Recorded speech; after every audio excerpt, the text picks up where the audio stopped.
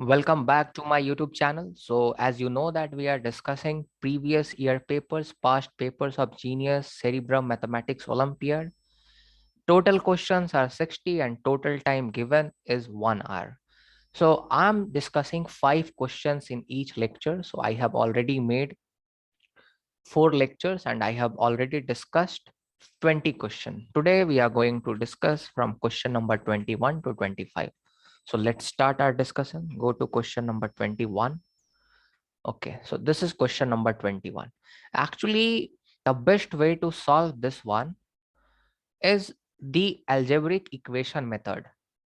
You can also think logically and you can solve, but if you know the equations, that is the best method to solve this question. Try to understand. The price of pen is twice that of pencil. That means price of pen is twice that of pencil.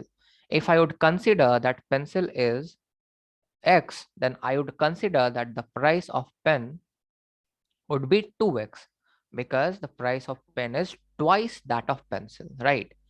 Now, how many pens we are buying? We are buying 2 pens. So if the price of 1 pen is 2x, the price of 2 pen would be 2 times 2x. And the price of 3 pencil would be 3x because 1 pencil is for x.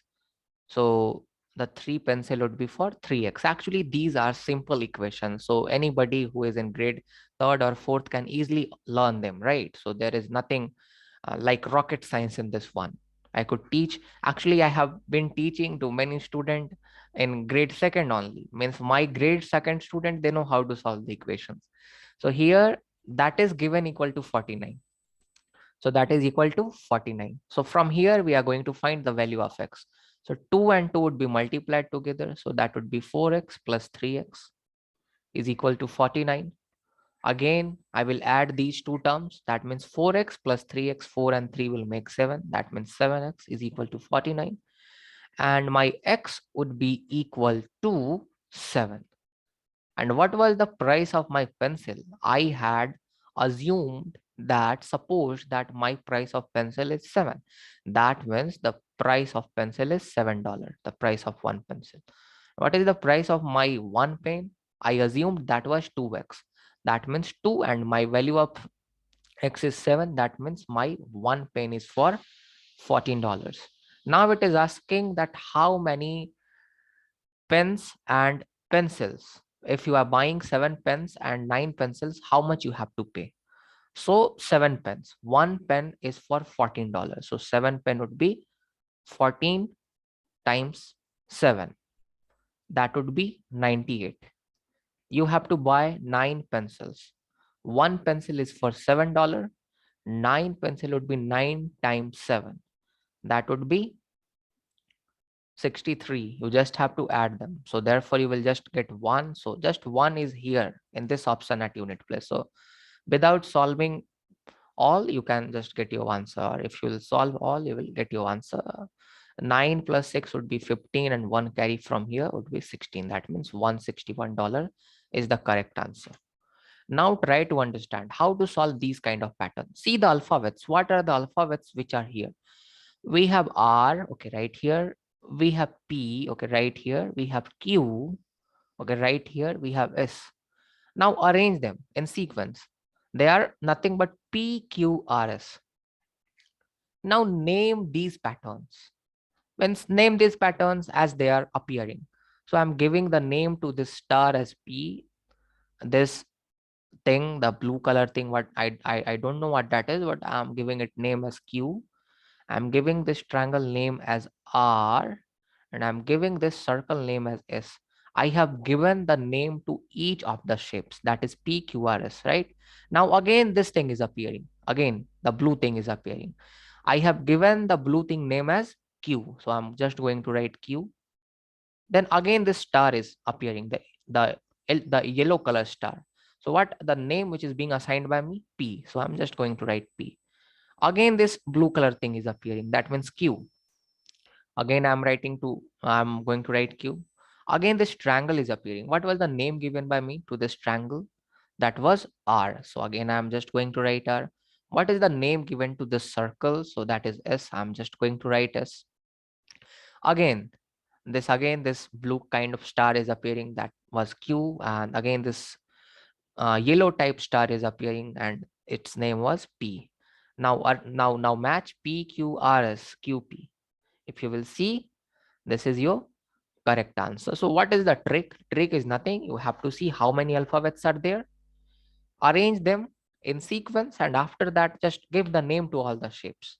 Once they have been assigned the name, just when they are appearing, just write the same names as I have given the name as PQRS first of all, and when they are appearing, I am just giving their name and I'm just getting the pattern. Simple. Again, here, first of all, you need to find the value of this thing, this diamond thing. Okay, try to understand. This diamond is greater than 2, but less than 4. So what is that number which is greater than 2 but less than 4? You are correct. That is 3. There means there is just one natural number of that kind. There is no other natural number who is which is greater than 2 and less than 4. So that would be 3. That means the value of my diamond is 3. So what would be the value of my star? So what I would be adding in 3, that it would become 5. So that would be the value of my star. So that would be 2. Therefore, this equation would be equal to 5. 3 plus 2. So my star is going to equal to 2. So this is my answer. Question number 24. It is saying to find the sum of all the odd numbers between. When it is saying between, I don't have to include these two. Odd numbers between this and that. Sorry, this and this when 680. So what are the odd numbers? First of all, list them down. So between it is saying, so I will not include 671. I'm going to include 673, 675, 677, and 679. These are the odd numbers which are between them. Now just add them. 3 and 5 is 8. 8 and 7 is going to make 15. 15 and 9 is going to make 24. So I'm just going to write 4 here. 2 is carry in my mind because it's 24. 2 is carry in my mind.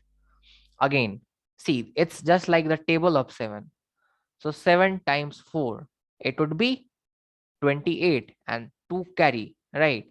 When you will add 7 plus 7, that is nothing but that like the table of 7, right? 7 ones are 7, 7 twos are 14, 7 threes are like that, 21 and then 28. Then it is 30. When 7 fours are 28 and 2 here. So it would be 30, it would be 0. And right now, I think you got your answer. So this would be my answer. No need to solve further, right? If you want to match, you can. Again, my carry would be 3, right? Then 6 fours are 24 and 3 is 27. Once I got these two values, I could match that. Okay, ones and tens place is 0, 4. There is no similarity. So I'm just going to take this one without solving whole thing. Now, how many even numbers are there between 6 and 98? Again, it is saying between. What to do then? Are you going to write all the even numbers and count them? No, this is not a good idea at all. How many even numbers are between 1 to 100? I'm saying 1 to 100. How many even numbers are there? So between 1 to 100, if you will see, 1 is odd number, then 2 is even number. Then again 3, then again 4 is even number. That means if you will go like that, this is also a postulate, a rule that between 1 to 100, there are 50 even numbers. How many even numbers are there? There are 50 events. But here we don't have to include some, right? We don't have to include like 2 is not included. Here 4 is also not included because it is asking between 6 to 98. And here 6 is also not included because it is asking between 6, not 6, right? So these three even numbers are not included here. Now, if you will see, the 91 is also the even number which is not included there. And 100 is also not included there. So from 1 to 100, there are 50 even numbers. And you can see that 3 even numbers here and 2 even numbers from the end, they are not included. That means 5 even numbers are not included. Means out of 50 even numbers, the 5 are not there. So how many would be there? There would be just 45. That would be my answer. Easy, right? So despite of writing everything, you have to understand by the concept. And for that, you need practice, a good tutor. So that is the key for success in the Olympiads. So if you want to join me, you can join me. I'm giving my WhatsApp number here. It's my country code 9097493120.